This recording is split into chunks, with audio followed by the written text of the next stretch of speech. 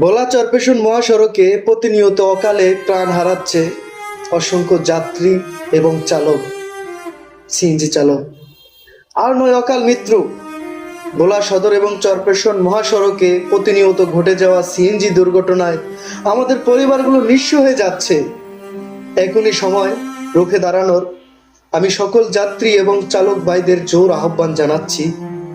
এই জেলার একজন ক্ষুদ্র নাগরিক হিসাবে যেই হারে দুর্ঘটনায় অকালে প্রাণ হারাচ্ছে অসংখ্য যাত্রী এবং চালক ভাইরা, এই ধারাবাহিকতা, নির্মমতা আর মেনে নেওয়া যায় না।